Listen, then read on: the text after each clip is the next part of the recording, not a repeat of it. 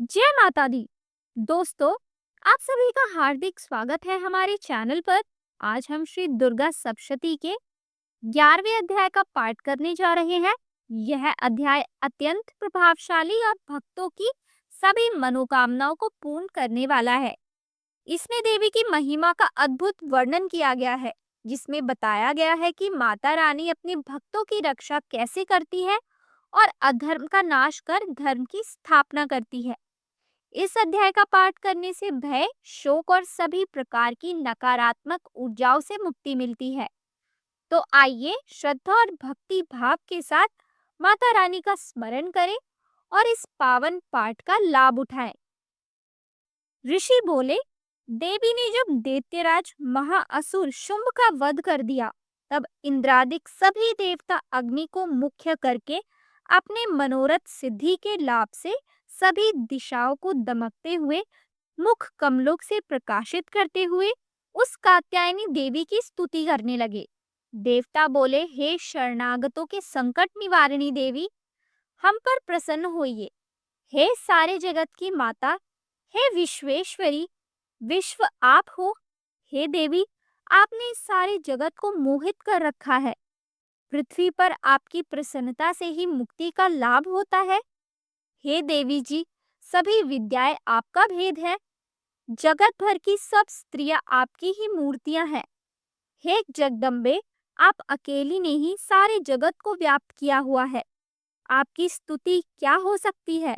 आप तो स्तुति से परे हो एवं परावाणी हो, जबकि आप सबकी आधार, स्वर्ग एवं मुक्ति देने वाली हो। इसी से आपकी स्तुति होगी। आप, आपकी स्तुति के लिए अन्य कौन सी उत्तम उक्तियां हो सकती है? सारे जनों के हृदय में बुद्धि रूप होकर आप ही स्थित हो। हे देवी, स्वर्ग एवं मोक्ष देने वाली नारायणी, आपको नमस्कार हो। काष्ठादिक रूप से सबकी रक्षा कीजिए। हे देवी, आप चर अचर की स्वामिनी हो। आप ही एकमात्र जगत का आधार हो। पृथ्वी स्वरूप में विराज रही हो। देवी जी, आपका पराक्रम उल्लंघनीय है। आप ही जल स्वरूप में स्थित हो, इस सारे विश्व को तृप्त कर रही हो।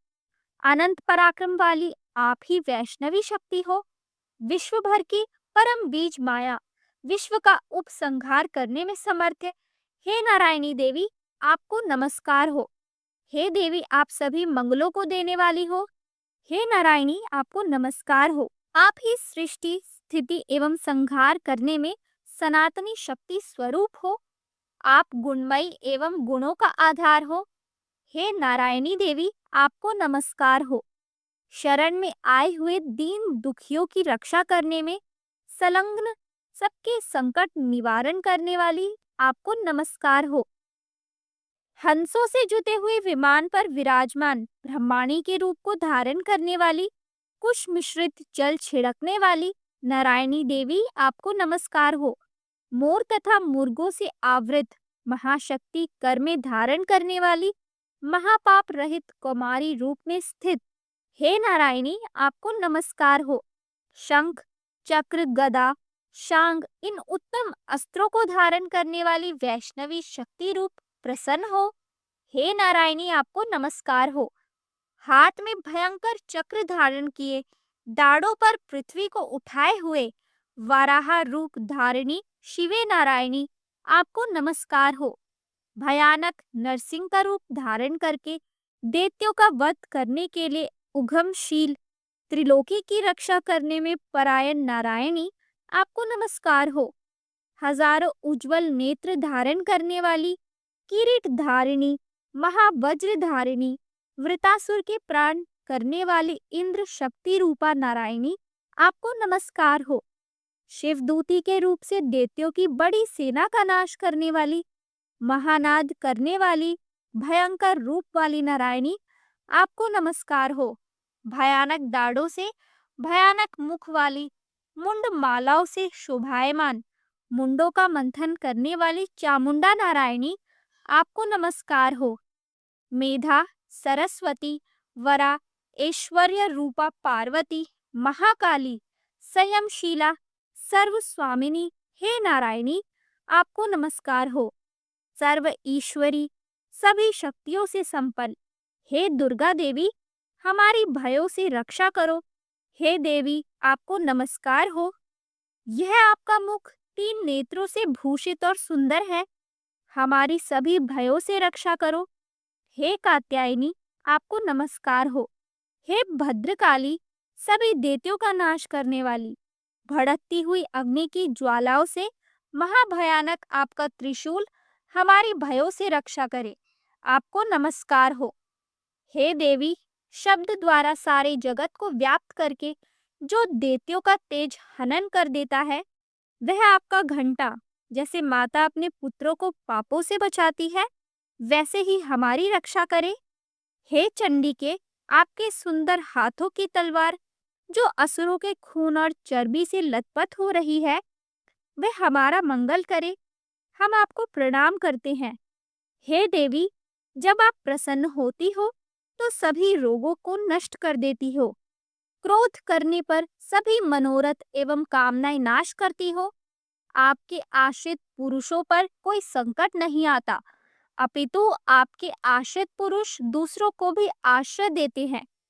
हे देवी, आपने जो आज इन धर्म द्वेषी महादैत्यों का क्षय किया है, वह अपने स्वरूपों को अनेक शक्ति रूपा में विभक्त करके किया है। हे अंबिके, हे अंबिके, आपके सिवाय और कौन दूसरा ऐसा कर सकता है? विद्याओं में, विचारों के दीपक रूप शास्त्रों में, वेद वाक्यों में आपके सिवा और किसका वर्णन आता है? और न आपके सिवा कोई दूसरी शक्ति है जो इस विश्व को अज्ञान रूपी भयानक अंधकार से पूर्ण ममता रूपी गड्ढे में खूब भटका रही है। जहाँ राक्षस हो, विष वाले सर्प हो, जहाँ शत्रु हो, जहाँ पर डाकुओं का दल आ जाए, वन में आग लग रही हो एवं समुद्र के मध्य में जहाँ कहीं उपस्थित होकर आप विश्व की रक्षा कर लेती हो।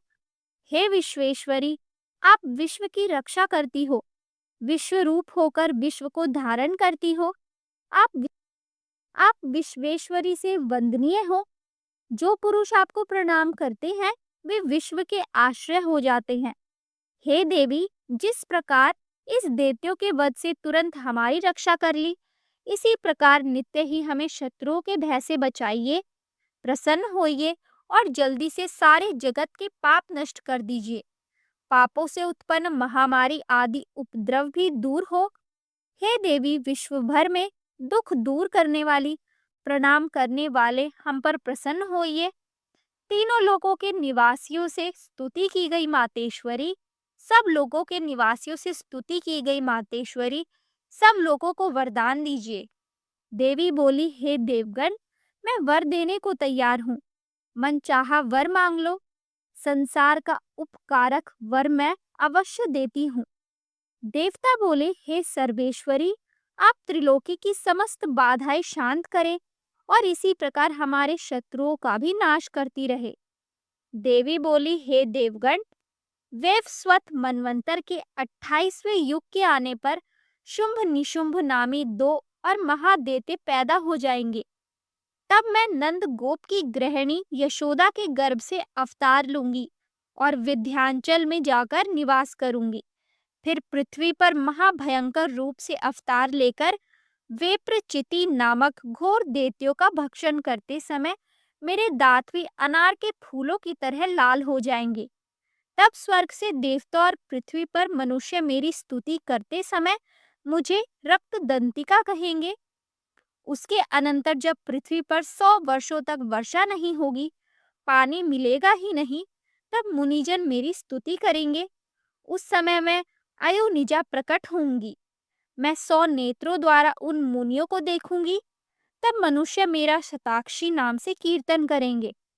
हे देवतागण, उस समय सारे संसार को जब तक वर्षा नहीं होती, तब तक अपने शरीर से उत्पन्न शाकों द्वारा पालूंगी।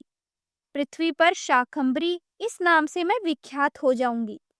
वहां पर मैं एक दुर्गम नाम के दैत्य का वध करूंगी। फिर मेरा नाम दुर्गा देवी विख्यात होगा। फिर जब मैं भयानक रूप धारण करके हिमालय पर रहने वाले राक्षसों का मुनियों की रक्षा के लिए भक्षण करूंगी, उसी समय सभी मुनि भक्ति भाव से नम्र होकर मेरी स्तुति करेंगे, तब मेरा नाम भीमा देवी विख्यात होगा। फिर अब अरुण नामक दैत्य तीनों लोकों में भारी उपद्रव मचाएगा। तब त्रिलोकी की रक्षा के लिए 6 पंजों वाले असंख्य भ्रमरों का रूप धारण करके उस महाअसुर का वध करूंगी। उस समय मुझे भ्रामरी कहकर लोग सर्वत्र मेरी स्तुति करेंगे। इसी प्रकार जब जब भी लोकों में दैत्यों द्वारा बाधाएं उपस्थित होंगी, तब तब मैं अवतार लेकर शत्रुओं का नाश करूंगी। तो यहाँ होता है श्री दुर्गा सप्तशती पाठ का 11वां अध्याय समाप्त। इस अध्याय में माता रानी की कृपा और उनके दिव्य चमत्कारों का वर्णन सुनकर हमारी आत्मा आनंदित हो गई होगी। माता रानी अपनी अपार कृपा से हम सभी की रक्षा करे, हम पर अपना आशीर्वाद बनाए रखे। दोस्तों, अगले अध्याय में आपको सुनने को मिलेगा 12वां और 13वां अध्याय, जिसमें और भी अद्भुत प्रसंग आपको सुनने को मिलेंगे। तब तक माता रानी का स्मरण करते रहिए, भक्ति में लीन रहिए और हमारे चैनल को देखते रहिए। अगर आपको यह पाठ अच्छा लगा हो तो हमारे चैनल को सब्सक्राइब करना ना भूलें, ताकि आप माता रानी की महिमा से जुड़े रहे, हर वीडियो का लाभ उठा सके। माता रानी आप सभी पर अपनी कृपा बनाए रखे। जय माता।